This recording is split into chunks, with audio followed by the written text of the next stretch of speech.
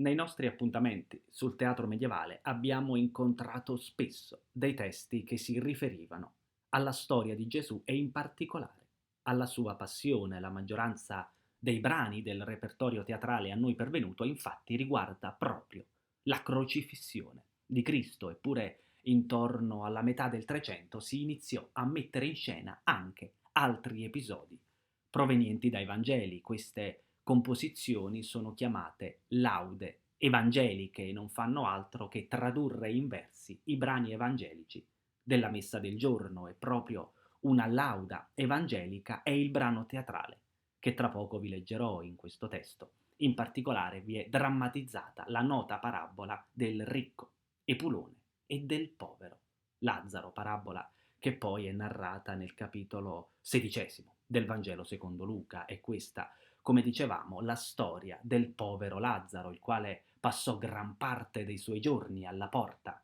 di un uomo ricco che però mai si occupò di lui e mai lo sovvenne nei suoi bisogni. Alla fine però ognuno riceverà la sua giusta ricompensa, e se al momento della morte il povero guadagnerà il paradiso, il ricco al contrario sprofonderà giù nell'inferno. E quindi questo ciò che racconta il Vangelo di Luca, ma come vedremo l'anonimo autore del nostro brano teatrale aggiungerà alcuni episodi assenti dal testo canonico. Iniziamo quindi la lettura del copione e lo facciamo dal momento in cui Lazzaro, dopo aver chiesto l'elemosina, viene addirittura preso a bastonate dal ricco Epulone. Immaginiamo quindi di essere lungo una strada poco distanti dalla casa di Epulone.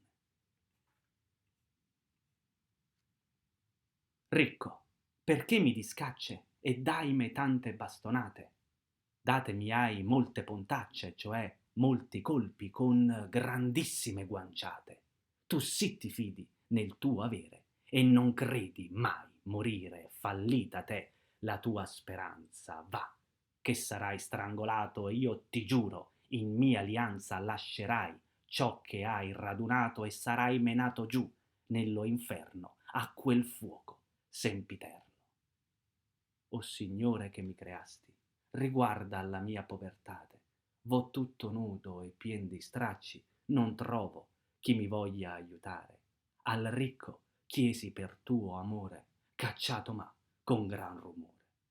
A questo punto il povero si accascia in terra ed ecco entrare in scena un angelo. Vien qua, povero discacciato con la molta povertate, il paradiso ti ho osservato che sia la tua ereditate, e il ricco con la sua ricchezza starà in pena e in tristezza. Dopo aver pronunciato queste parole, l'angelo e Lazzaro escono di scena e l'azione adesso si sposta presso la casa del ricco Epulone, il quale si sta godendo così le proprie ricchezze. Or ti godi, anima mia, a tuo modo trai diletto, piena è la tua massaria, cioè le tue masserie, i tuoi depositi sono pieni d'ogni mal. Tu hai refetto, ossia tu hai ristoro da ogni male, lungamente puoi godere e di nulla cosa non temere. Ma dalla casa di Epulone l'azione adesso nuovamente cambia e siamo ora presso l'inferno, laddove Satana si rivolge così al proprio servo Belzebù.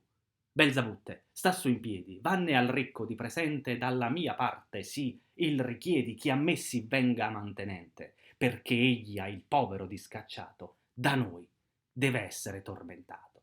Belzebù naturalmente obbedisce al comando di Satana e si reca così a casa del ricco Epulone. Vien davanti a Satanasse, che egli ti comanda per vero, e le ricchezze tue sì, lasse, coprirti vuole di nero per darti l'arra, cioè per darti il pegno, la caparra dello inferno, laggiù starà in sempiterno. Il ricco allora preoccupato grida: io non vorria mai essere nato, poiché ora ne ho tanta pena. Cristo sì mi ha abbandonato, e la Vergine Maria, Cristo, la tua divinitate, bestemmierolla sempre mai. Belzebù quindi conduce Epulone davanti a Satana, il quale così lo accoglie. Lungamente ti ho aspettato per poterti tormentare, ministri miei. Or lo pigliate e qui si faccia il macellare Asmodeo e Belzabutte, Astarot dico, e Aliabutte. I demoni, chiamati da Satana, iniziano così a tormentare il povero Epulone che grida: acqua ghiaccia e fuoco ardente, queste sono le mie pene. Io sono messo tra i serpenti, mangiano le carni mie. Cristo, perché mi creasti, poi che allo inferno mi dannasti? E Satana, a questo punto, dà l'ordine definitivo. Stemperate oro e argento, dateglielo per beveraggio, fuoco e fiamma, e gran tormento sempre faccia questo assaggio, che egli lo ha ben meritato e starà con noi accompagnato. Grazie mille.